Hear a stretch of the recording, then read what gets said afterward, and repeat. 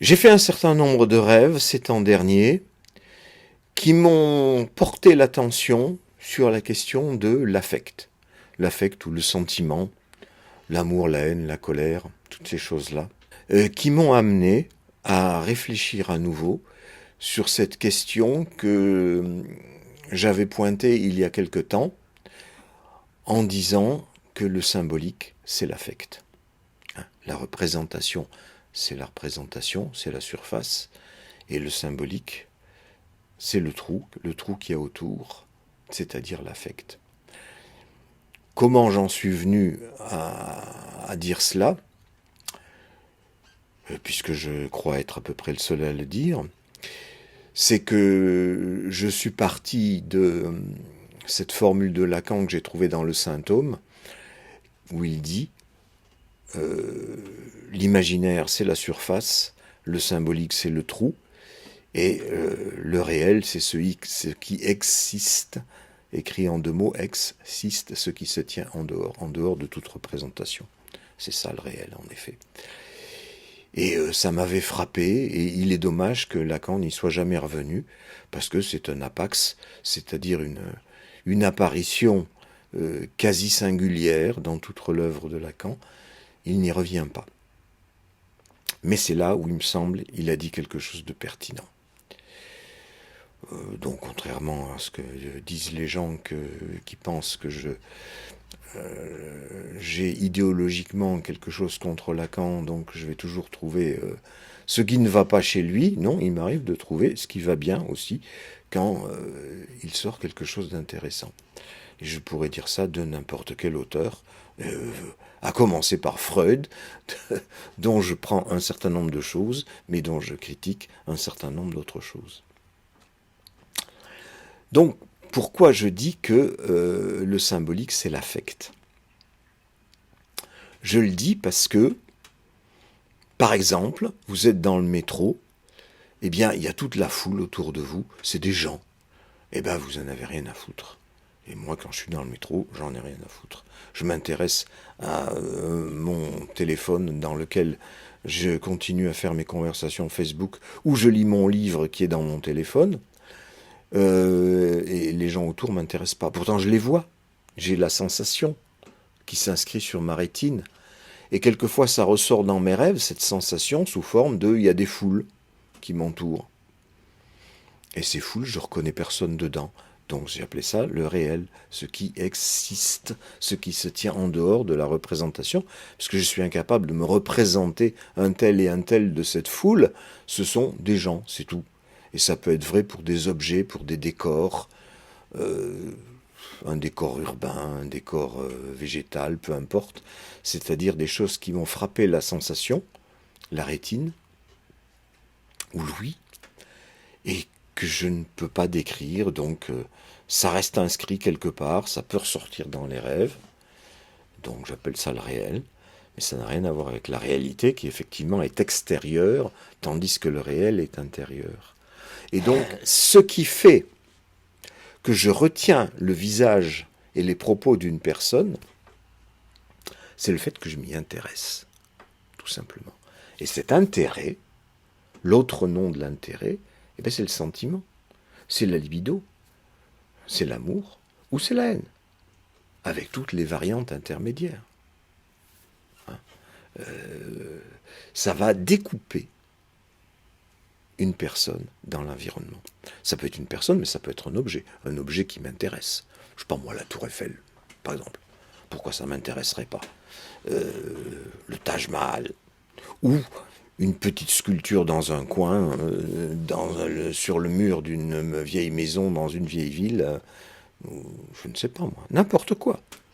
Quelque chose va mobiliser mon intérêt, c'est-à-dire l'affect, dont va inscrire un trou autour, où c'est comme la ligne claire chez Tintin, hein, et en général chez les dessinateurs affiliés à ce courant, qu'on a appelé celui de la ligne claire, cette ligne claire qui est un dessin extrêmement précis des personnages et des décors, qui représente en quelque sorte le trou qui fait ressortir un personnage ou un objet par rapport au décor. Donc, une fois qu'on a dit ça, c'est pas mal, mais ça peut se préciser. C'est ce à quoi m'ont amené les rêves de ces derniers jours. Et je le fais remarquer, encore une fois, pour une question de méthode, ce n'est pas que je cherche à appliquer une théorie, c'est exactement le contraire, c'est la pratique de l'analyse des rêves qui m'amène à préciser chaque fois un peu plus la théorie. C'est pourquoi je vous en fais part. J'ai déjà écrit les analyses de ces quelques rêves qui m'ont amené à avancer, mais je les ai écrits les uns après les autres. On peut trouver ça sur mon site wordpress.com. Mais là, je vais en faire une certaine synthèse qui me permet d'avancer, de préciser ce qu'il en est de la théorie que je peux faire avec ça. Dans l'élément théorique qui est en jeu dans cette histoire, il y a aussi l'élément, le symbolique c'est le trou, mais le symbolique c'est le narcissisme du sujet.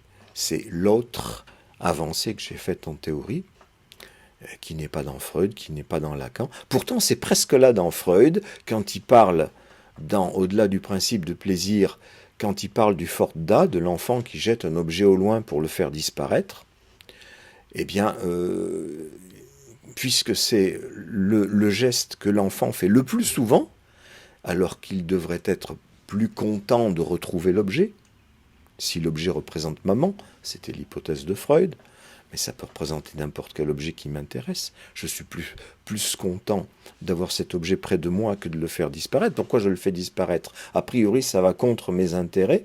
Eh bien non, Freud dit, si maman s'en va, elle le fait de son plein gré, et moi, j'y peux rien. Je perds mon objet.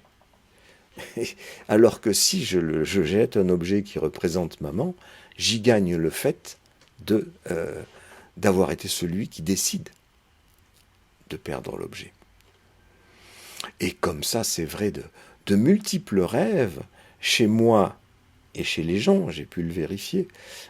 Le nombre de gens qui rêvent qu'ils ont perdu leur téléphone, sachant que le téléphone, c'est un de nos objets les plus précieux de nos jours. Et ça m'est arrivé aussi de rêver de ça, bien entendu. On met en scène cette perte, et on est très content au réveil de s'apercevoir que non, ouf, mon téléphone est là. C'est en quelque sorte une espèce de prophylaxie où on se récupère comme sujet, c'est le narcissisme du sujet qui est en jeu. Je préfère choisir de perdre plutôt que de voir la perte s'imposer à moi. Et de même, dans les relations entre les gens, je préfère rompre quand je sens que ça va plus très bien, plutôt que d'attendre d'être quitté. Ça peut être de nos jours, puisque les ruptures sont plus faciles qu'autrefois, eh bien ça peut être quelque chose qu'on met en œuvre effectivement. Alors Freud avait appelé ça la pulsion de mort, et curieusement il l'a appelé la pulsion de mort, parce que il a retenu l'aspect destructeur de la chose. Effectivement, quelque part, ça ne sert pas à mes intérêts que je jette mon objet auquel je tiens. Mais quelque part, ça sert quand même mes intérêts. Mon intérêt narcissique d'être celui qui fait le geste, de jeter l'objet auquel je tiens. Donc, quelque part, c'est destructeur au niveau de l'objet, mais de l'autre, c'est constructeur au niveau du sujet. Et c'est en ce sens-là que je dis qu'on peut parfaitement se passer du concept de pulsion de mort, parce que ce qui est important dans l'histoire, c'est le narcissisme du sujet. Ce narcissisme du sujet qui rejoint le symbolique. Le symbolique parce que quoi? Je fais disparaître l'objet, et du coup je garde quoi en mémoire? Une représentation de l'objet. Et c'est ça le symbolique. C'est de pouvoir m'imaginer l'objet en son absence. Voilà ce que je compte développer aujourd'hui. Parce que il va s'avérer que c'est peut-être un petit peu plus compliqué que ce que j'en dis là aujourd'hui. Je vais commencer par un premier rêve extrêmement court, qui va nous permettre bien des développements. Dans ce rêve, je contemple un bas-relief où je vois une espèce de tête de sanglier qui a une corne qui se recourbe, enfin c'est plus une dent qu'une corne, mais ça devient une corne, qui se recourbe vers l'arrière, comme ça. Donc très grande défense, en quelque sorte. Et en fait, il devrait en avoir deux, mais il en manque une. Et la remarque que je me fais dans mon rêve, c'est que je vois cette corne qui manque, et en fait, je ne la vois pas. Je vois qu'elle manque. Et tout de suite, au réveil, ça m'a fait penser au phallus, parce que c'est exactement ça. Je vois sur le ventre d'une femme, je vois qu'il n'y a pas le phallus. Ça vient immédiatement. C'est incontournable.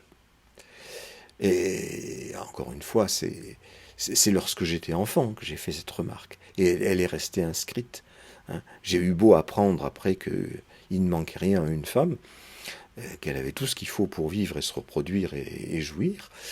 Mais l'inscription qui est dans ma mémoire de ce que j'avais repéré étant enfant, comme chez tout le monde, ça reste inscrit de cette façon-là. Et ça détermine mes choix amoureux et mes choix dans bien des domaines, cette histoire de la représentation de ce qui n'est pas là.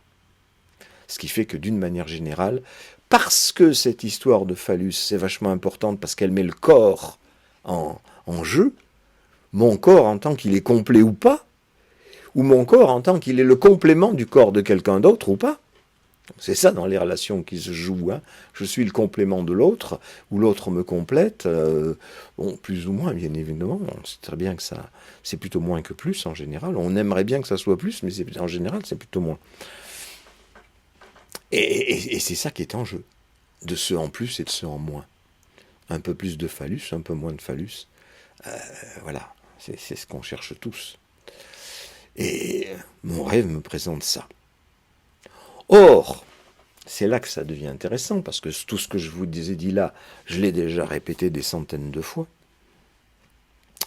Mais là, ce qui me frappe, en deuxième, troisième ou quatrième analyse, c'est que dans mon rêve, ça ne m'émeut pas plus que ça. Je constate qu'il y a cette absence d'une corne. Et ça m'a mis la puce à l'oreille. Mais attends, la castration, c'est un truc, ça fait très mal, quoi.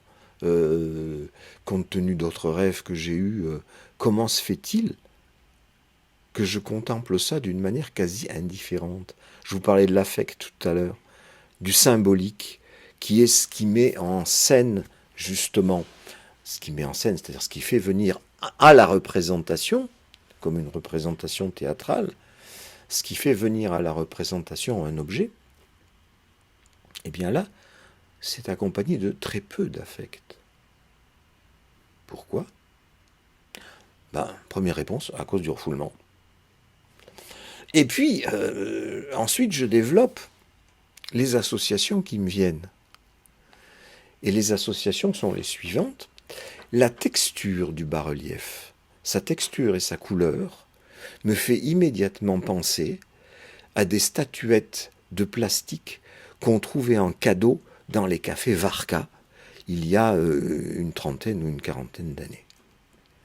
Et j'en avais commencé une collection que je mettais sur le dessus des réfrigérateurs parce que c'était des reproductions des chefs-d'œuvre de la sculpture. Je trouvais que c'était pas mal. C'était des mini-sculptures, des représentations de cette représentation qui est déjà une sculpture. Et qui sont intéressantes esthétiquement. Et qui font partie du patrimoine mondial.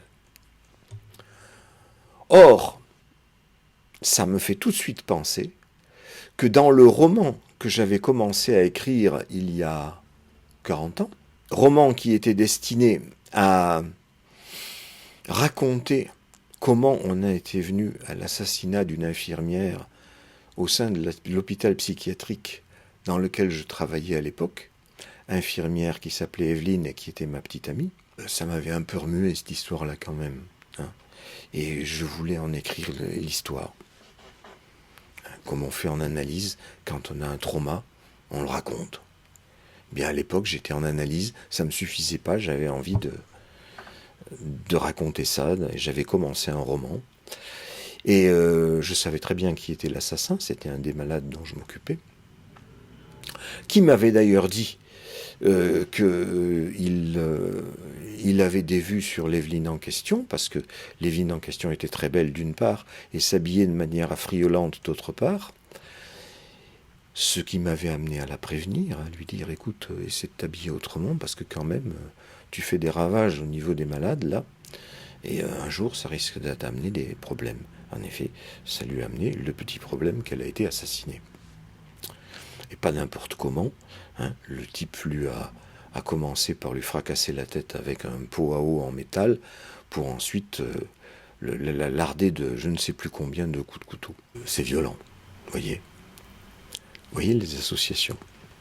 Je pars d'un bas-relief dont je constate l'absence d'une corne.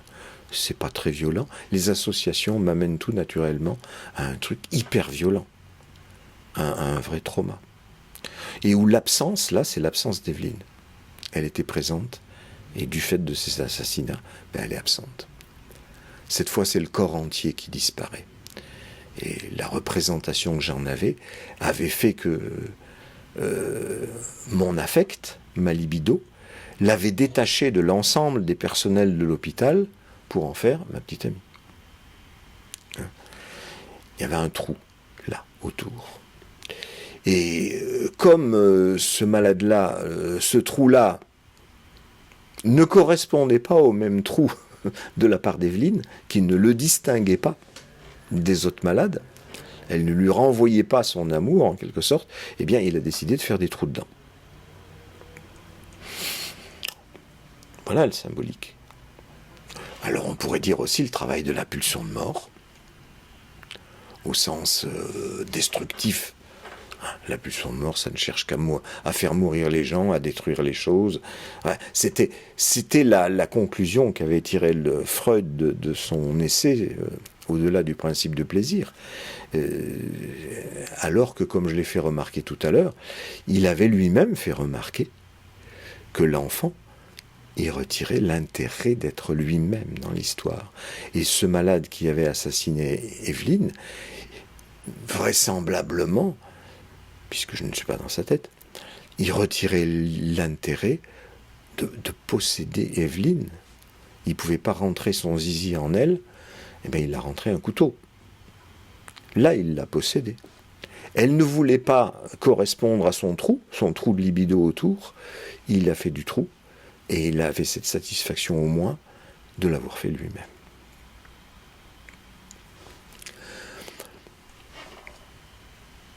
La différence théorique qui me vient et qui me procure une certaine avancée, je trouve, c'est dans la taille du trou. Vous allez dire, c'est tout ? Oui, c'est tout, pour l'instant. Et c'est que la taille du trou, ça compte. Hein ?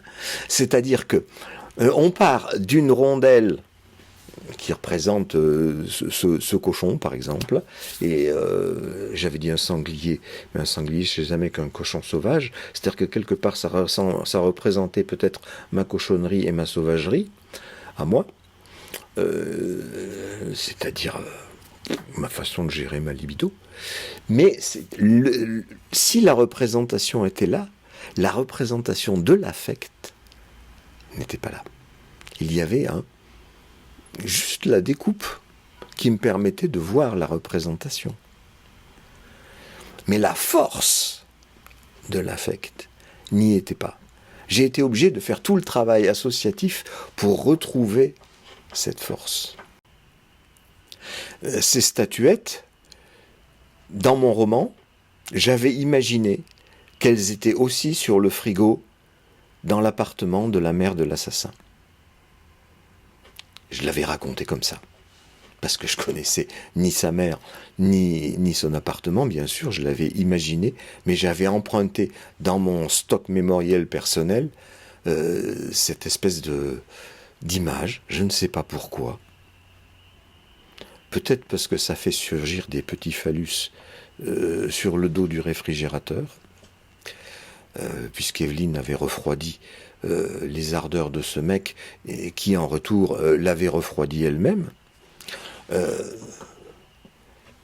C'est en ce sens-là que ces statuettes me faisaient penser à l'assassinat. On passe de le bas-relief, sa texture, sa couleur, les statuettes, la mère du monsieur dans mon roman, du monsieur assassin d'Evelyne. Et là on retrouve la taille du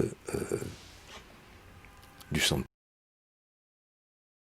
Mes associations ne s'arrêtent d'ailleurs pas là, parce que c'est un bas-relief, et les derniers bas-reliefs que j'avais contemplés dans la réalité, c'était de lors de mon voyage au Cambodge et au Vietnam, quand j'avais visité Angkor, les ruines d'Angkor. Et j'avais photographié pas mal de bas-reliefs, là-bas, il n'y a que ça à regarder, sur les murs à la limite. Et j'avais trouvé, à ma grande surprise, des bas-reliefs représentant des gens qu'on avait écorchés vifs. Ça vous prend là, hein, ce genre de truc. Et le pire, c'est que quand j'avais photographié ce morceau de bas-relief, eh bien j'avais eu le même sentiment que dans mon rêve lorsque je vois ma tête de sanglier. C'est-à-dire que j'avais photographié un bas-relief comme un autre, quoi. Oh, pourquoi pas celui-là? C'est-à-dire que je ne m'étais pas aperçu de la force qu'il y avait dans cette image d'un type écorché vif, avec les lambeaux de peau qui sont découpés et qui sont rejetés vers l'arrière, ce qui fait un encadrement de petits carrés de peau derrière lui, et on voit encore à ses pieds un tortionnaire en train de terminer le travail au niveau du mollet. Mais c'est épouvantable, hein. On retrouve la même horreur que celle de l'assassinat d'Evelyne. Et comme j'étais au Cambodge, évidemment, ça me fait rebondir sur le 113-21 que j'ai visité à Phnom Penh et qui était un centre de torture et d'élimination des opposants du temps des Khmers rouges. Voyez à quel niveau ça porte l'affect, l'émotion, qui était toute minuscule dans mon rêve, qui était toute minuscule au moment où j'ai pris la photo de ce bas-relief décorché, et qui prend une taille phénoménale avec les associations. Que s'est-il donc passé? On a l'idée, j'ai l'idée, que le rêve, c'est l'efflorescence du ça. Le ça qui est refoulé dans la vie de veille retrouve, du fait de l'endormissement d'au moins une partie du surmoi, c'est-à-dire l'instance interdictrice, qui fait que les pulsions peuvent s'exprimer dans le rêve. Or, que voit-on dans cet exemple? C'est que la pulsion s'exprime effectivement au sens d'une représentation, une représentation de l'absence. Donc ça peut être l'absence du phallus, ça peut être l'absence d'une personne qui a été assassinée, mais où l'affect a été refoulé. Le rêve, loin de donner cours à toute la force de l'affect qui accompagne cette représentation, tout se passe comme si le rêve, au contraire, avait refoulé. Quoi? Non pas la représentation, puisque la représentation de l'absence est là, mais avait refoulé le sentiment, l'émotion, l'affect. Vous l'appelez comme vous voulez. Et que curieusement, ce sont les associations, c'est-à-dire des choses présentes dans ma conscience, qui font pas appel à ce que j'ai refoulé de ma petite enfance. Alors, sauf ma découverte de la différence des sexes, qui a dû être aussi traumatisante. Mais je retrouve justement la force de ce trauma à travers des associations qui me viennent de ma vie d'adulte. Ce qui me permet d'ailleurs de supposer la force de l'affect qu'a dû être pour moi le trauma de la découverte de la différence des sexes. Puisque c'est ça qui est représenté dans le sanglier, finalement, la tête de sanglier, la corne qui manque. sans doute que dès enfant, dès que je l'ai découvert, j'ai refoulé à la fois la représentation et l'affect. Et si j'accepte dans le rêve que vienne une représentation, je n'accepte pas que vienne une représentation de l'affect qui corresponde à la force de l'émotion que cette représentation entraîne, qui est le fait même de faire des représentations, je le rappelle, puisque c'est l'absence. L'absence suppose la représentation de ce qui n'est pas là. Donc, le travail du sujet tel qu'il se fabrique des représentations. Alors, encore une fois, le sujet se fabrique des représentations de la chose comme telle, c'est-à-dire absente. Et ce trou de l'absence renvoie au trou de l'émotion qui entoure cet objet absent. Vous saisissez le rapport ? Pour moi, ça s'emboîte admirablement. Mais il faut tenir compte de cette qualité de l'affect. Parce qu'il peut y avoir donc la représentation de l'objet absent et la représentation de cette absence, de ce trou qu'est l'émotion, qui vient à être représentée par une autre représentation. En l'occurrence, l'émotion, qui est un trou, un same-trou, ça se dit. Je ne peux pas le représenter, je l'éprouve, c'est un éprouvé. Mais ça peut être représenté, dans mes associations, par des représentations horribles. Evelyne Lardet de coups de couteau, les écorchés sur les bas-reliefs d'Angkor, et les photos de toutes les tortures qu'on faisait subir aux gens dans le 113-21 à Phnom Penh. Freud disait que ce qui subissait le refoulement, c'était la représentation, que l'affect n'était jamais refoulé. Alors, il a à la fois raison, parce que lui, ce qu'il voulait dire, c'est que l'affect se trouve attaché à une autre représentation. Et tort, parce que, on vient de le voir, dans mon sanglier, il est clair que l'affect est refoulé, puisque je n'éprouve pratiquement rien à la vision dans mon rêve de cette tête de sanglier auquel il manque une corne. Donc c'est bien que l'affect a été refoulé. Mais effectivement, comme le dit Freud, parce que la représentation de l'affect a été rattachée à une autre représentation. Evelyne assassinée, les écorchés du temple d'Angkor. On va passer maintenant à l'analyse d'un rêve où on va trouver une ou plusieurs représentations de l'affect. Cette fois, non refoulées dans le rêve, si ce n'est que le refoulement s'applique à la représentation en question. Mais il y a une représentation de l'affect. Allons tout de suite au cœur du sujet. Je viens de me disputer avec mon ami, appelons P. Je viens de me disputer avec lui et donc je lui rends un objet qui est censé lui appartenir. Je vais le trouver chez lui, où je le trouve en train de manager une réunion d'une dizaine de personnes. Et l'objet que je lui rends ressemble à les tréteaux qui soutiennent mon bureau, les tréteaux de tubulure blanche. Alors ces tréteaux de tubulure blanche, dans la réalité, ils sont de section carrée. Dans mon rêve, ils sont de section ronde.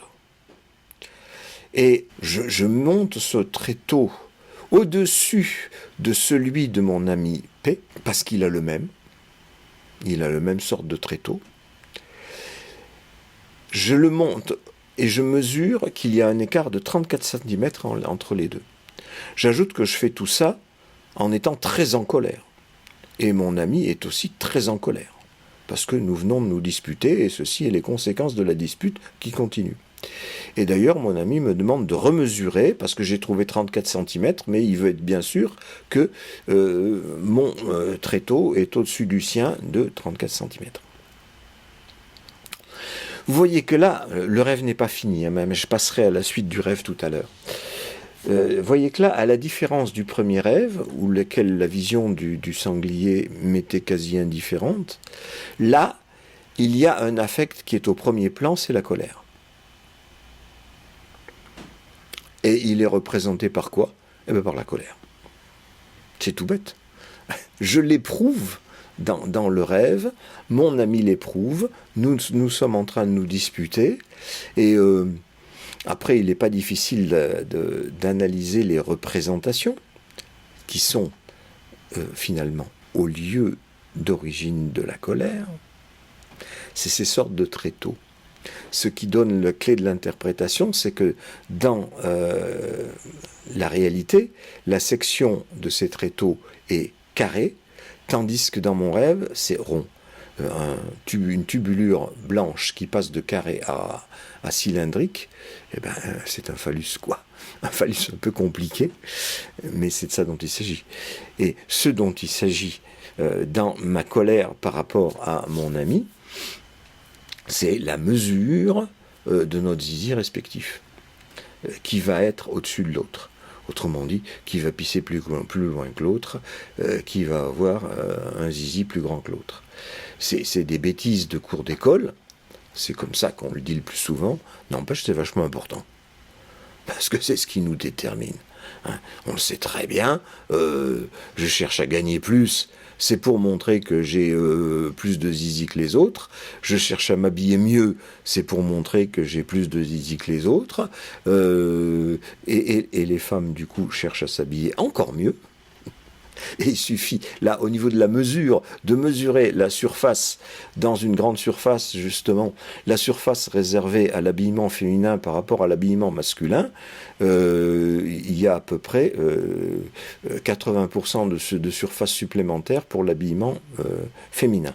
Effectivement, il faut bien que la mesure de l'habillement, pour laquelle une femme consacre certainement beaucoup plus d'attention et de budget qu'un homme, même si un homme aussi, hein, mais une femme beaucoup plus, parce qu'elle a beaucoup plus à rattraper.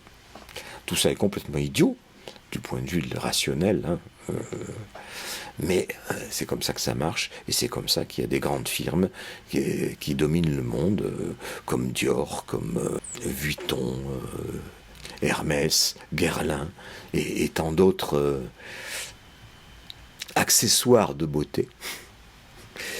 Sachant que la beauté, c'est ce qui fait dresser le phallus, donc c'est ce qui permet à une femme de se récupérer et d'avoir un phallus. C'est ce qui permet de se dire « je me récupère quant à mes capacités phalliques ».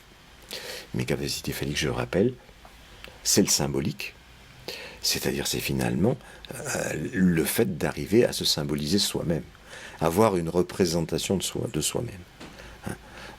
Qu'est-ce que c'est que tous ces accessoires, qu'est-ce que c'est que toutes ces fringues, ces belles bagnoles, ces bijoux, tous ces sacs, tous ces trucs qu'on se rajoute, si ce n'est pour montrer qu'on en a 34 cm de plus que les autres.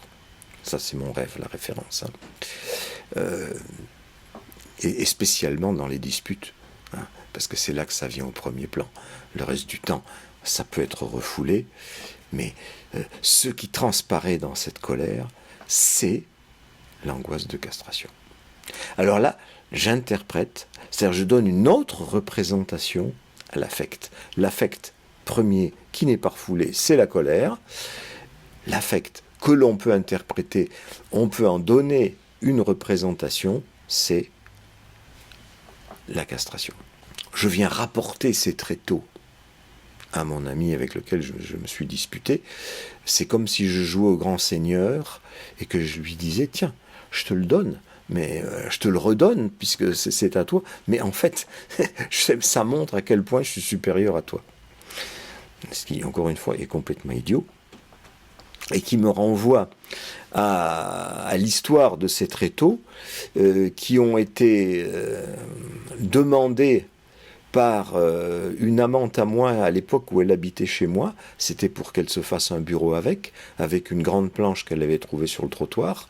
Il fallait des tréteaux pour la soutenir. Elle m'a demandé de le lui acheter, mais je l'ai fait très volontiers. Et puis, quand elle était partie de chez moi, quelques mois ou quelques années après, elle m'a demandé de lui redonner 2 de ses tréteaux, parce que j'en avais acheté 4, pour qu'elle se fasse à nouveau un bureau chez elle. Et, grand seigneur, je lui avais redonné ces tréteaux que je lui avais achetés. Puisque de toute façon, j'en avais rien à faire, ils étaient à la cave. En l'occurrence, c'était beaucoup plus clair, puisqu'il s'agissait d'une femme. Et que ce qui fait valoir un homme, c'est qu'il peut en avoir 34 cm de plus qu'une femme. Ou qu'un rival. Parce que c'est de ça dont il s'agit. Encore une fois, c'est des conneries.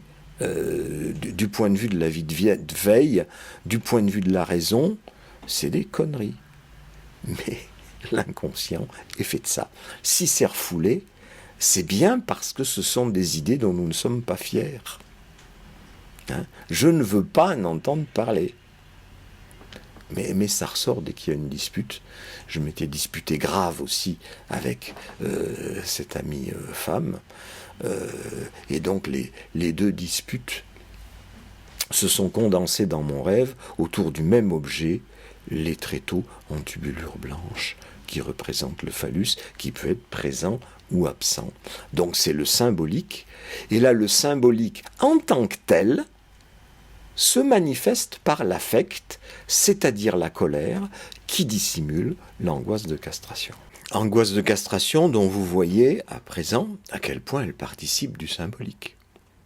C'est la marque du symbolique comme tel, ou de la pulsion de mort, appelez-le comme vous voulez, mais c'est vraiment ça. Ces tréteaux représentent ce qui pourrait ne pas être là. Et effectivement, c'est ce qui n'est pas là, parce que je l'avais acheté pour faire plaisir à mon ami parce qu'elle le demandait pour son travail, et j'ai fait le grand seigneur en acceptant de m'en défaire, c'est-à-dire de faire d'une présence une absence. C'est bien.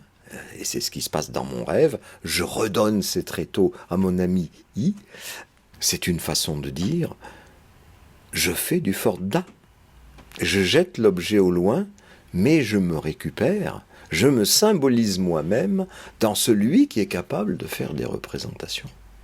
Celui qui est capable de se passer de l'objet pour avoir une représentation de l'objet. Et plus que ça, de moi en tant que grand seigneur. Représentation de cet objet moi-même que je suis pour moi, ce qu'on appelle le narcissisme du sujet, qui encore une fois va à l'encontre du moi. Le moi préfère regarder les objets, le sujet s'en défaire, parce qu'il se récupère une représentation. C'est le symbolique comme tel qui est au travail, y compris dans la représentation du symbolique. Le symbolique se symbolise dans une représentation de l'affect. Parce qu'ici, la taille de ma colère rejoint la taille de mon angoisse de castration telle que révélée dans les autres rêves sous la forme de assassinat d'Evelyne, absence, ou encore écorché vif, mort lente. Mais terrible. Ici, ça a l'air un peu moins terrible, n'empêche que la colère que j'éprouve dans le rêve est vraiment une colère terrible. Alors, l'instant d'après, dans le rêve, je sors de cet endroit où j'ai rencontré mon ami, où je lui ai rendu les tréteaux. Je suis avec une amie, je sais pas laquelle, peut-être est-ce celle dont je viens de vous parler, puisqu'il était question de tréteaux, et je sens que mon ami, pour se venger de ce qui vient de se passer, va faire quelque chose. Et l'affect ici est là, menace. C'est pas dit comme ça dans mon rêve, mais j'éprouve quelque chose. Et ce quelque chose est une menace. Et comme on parle tout le temps de la menace de castration, c'est vraisemblablement de ça dont il est question, mais ce n'est pas dit dans le rêve. Mais il y a une représentation de l'affect quand même s'il n'est pas nommé. Et voilà qu'il va se nommer lui-même, au sens où je vois apparaître une vague immense qui va m'avaler, qui va nous avaler, moi et mon ami. On a beau courir, on sait qu'on n'y échappera pas parce que la vague arrive. Et là, vous voyez que la menace qui est diffuse au départ, on ne sait pas de quoi il s'agit, elle prend tout d'un coup, j'allais dire un relief, voire un bas-relief, elle a une représentation. C'est l'affect qui se manifeste sous forme d'une représentation, la vague menaçante. C'est une surface, ça ne fait pas de doute, ce n'est plus un trou. Mais ça va faire un trou au sens où on va se faire avaler par ce trou-là, qui est devenu une surface. Et c'est ce qui se passe. On se fait avaler par la vague. Je suis tourneboulé, trituré par la force de l'eau, les tourbillons. Et en particulier, je me rends compte que l'eau passe sur un pont. D'habitude, l'eau passe sous les ponts, mais là, elle passe sur un pont. Et comme le pont représente un passage étroit, eh bien, les tourbillons qui me triturent le corps à ce moment-là sont encore plus, je les ressens encore plus dans mon corps. Ça me magne, ça me triture. Et très rapidement, j'ai interprété ça comme une naissance, passer par un passage étroit au même moment que la rupture de la poche des os. C'était donc ça la menace. Naître. Effectivement, naître, c'est quoi? C'est une présence alors qu'il y avait une absence. En même temps, je suis dans la vague censément et j'ai peur de mourir. Dans mon rêve, je sens que j'ai retenu ma respiration et je ne suis pas sûr d'arriver au bout pour retrouver ma respiration hors de l'eau. C'est peut-être ce que ressent un bébé qui est en train de naître. Après tout, on n'en sait rien. Peut-être est-ce une mémoire de ce que j'ai vécu à ce moment-là. Peut-être n'est-ce qu'une reconstruction après coup, compte tenu de ce que je sais d'une naissance. Mais toujours est-il que une colère, une menace, une angoisse, ça coupe le souffle. Et cette idée de naissance sert de représentation à cet affect. Affect de quoi? D'angoisse, de menace, menace de l'absence. En l'occurrence, c'est l'absence de mon corps entier. On est passé des tréteaux qui représentaient une partie de mon corps, le phallus, à mon corps entier.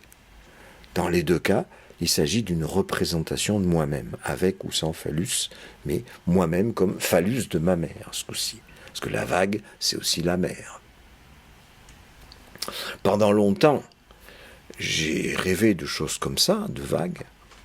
Ça m'arrivait de loin en loin.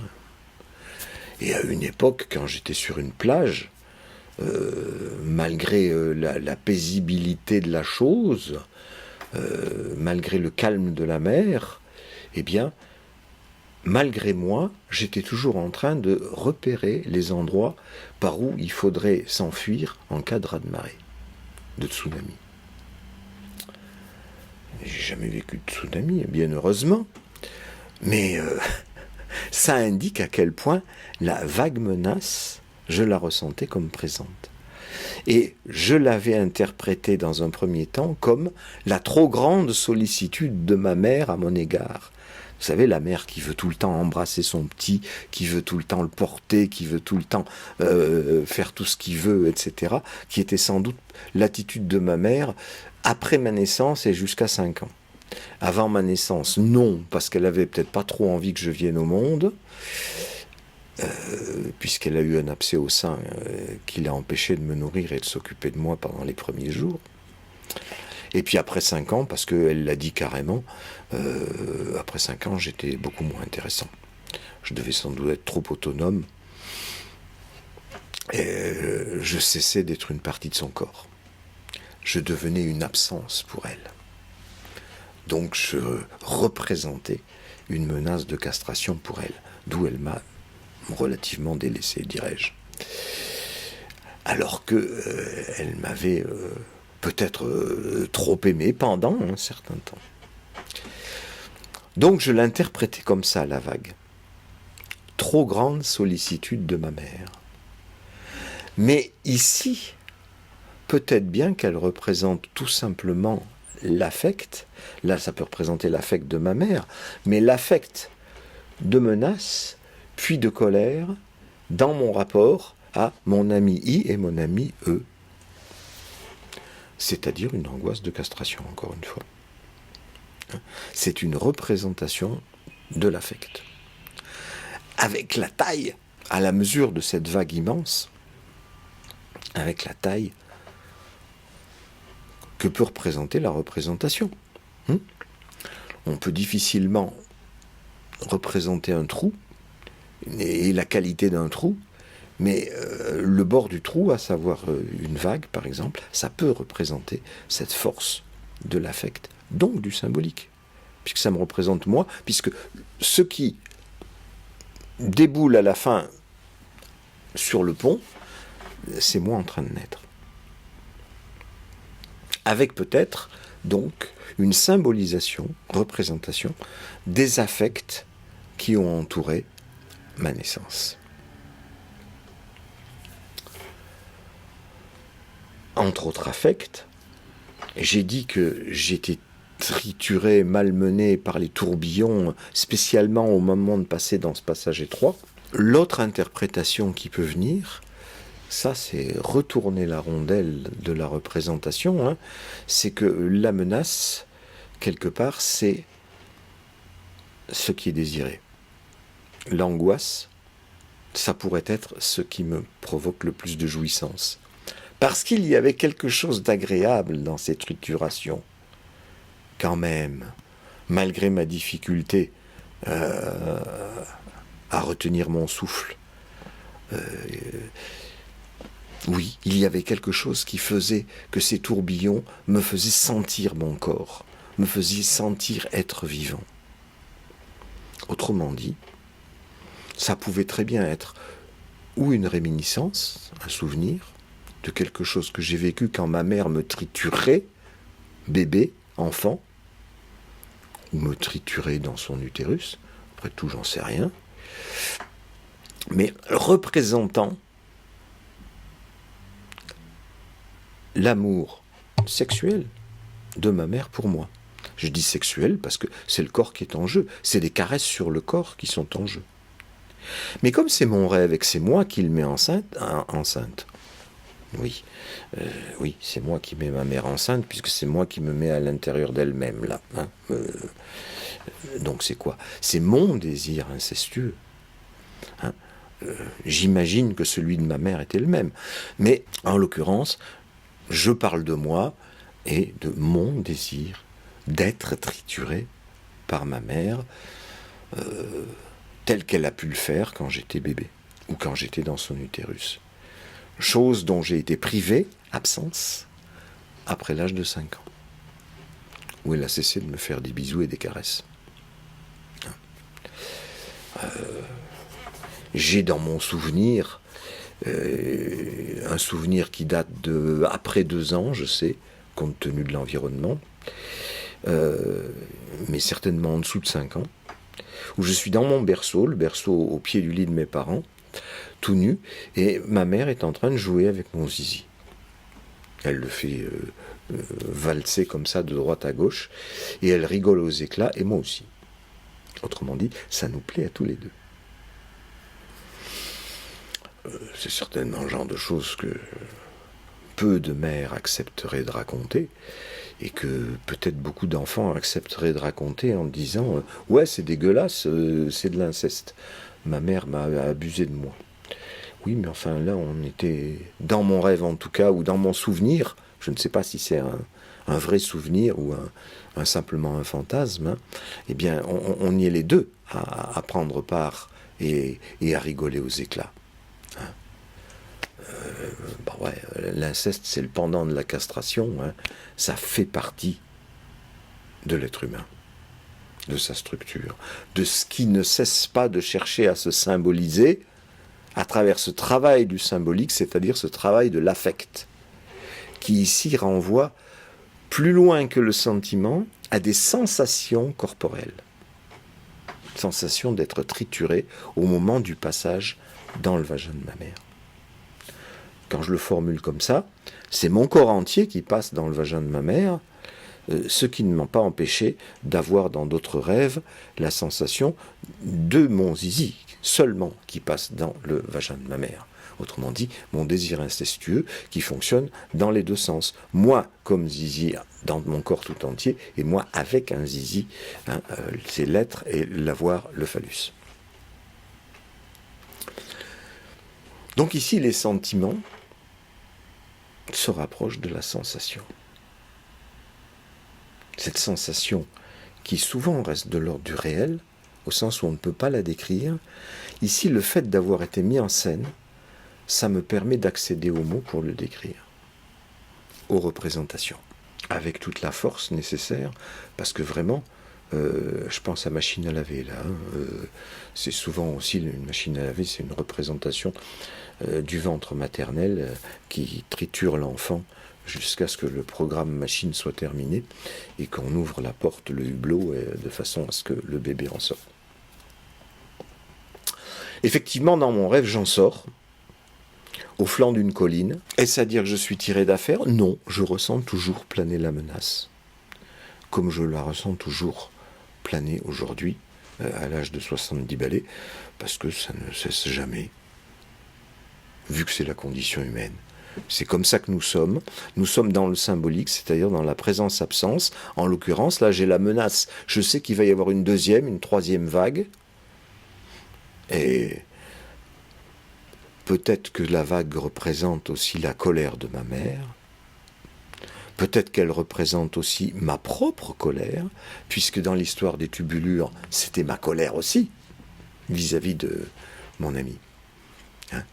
C'est-à-dire ma colère de ne pas avoir été suffisamment trituré par elle, et d'avoir été abandonné par elle une fois à ma naissance, une deuxième fois à l'âge de 5 ans, et peut-être une troisième fois quand j'avais 41 ans, et que, alors que j'évoquais un conflit d'ordre professionnel, elle s'est immédiatement positionnée du côté de mes ennemis, en me disant « Tu dois faire ce que dit ton patron », sans avoir entendu quoi que ce soit du conflit en question. Elle ne voulait rien entendre. Juste, elle était du côté de mes ennemis. Colère, de ma part, mais peut-être de la sienne. Sinon, elle n'aurait pas des interventions pareilles, franchement. C'est bien qu'elle m'en voulait quelque part. Bon, mais ça, je ne peux pas, encore une fois, supposer ce qu'elle a dans la tête. Je me contente de ce que j'ai dans la mienne. Une colère, vraisemblablement, donc, en réponse à sa colère à elle, qui a fait qu'elle m'a abandonné 3 fois, 3 vagues. Donc la menace perdure. Menace d'abandon, c'est l'absence. Toujours en question, l'absence du phallus ou l'absence du corps. Castration du corps ou castration du corps de la mère. Et là, nous atteignons, parce que je suis toujours accompagné de cette personne que je ne connais pas, les faubourgs d'une ville où je trouve une boutique totalement vitrée sur ses 4 côtés, comme une boutique qui se tiendrait au milieu d'une place, mais avec des vitres fendillées, de la poussière, comme une boutique abandonnée. Je vais vous parler d'abandon.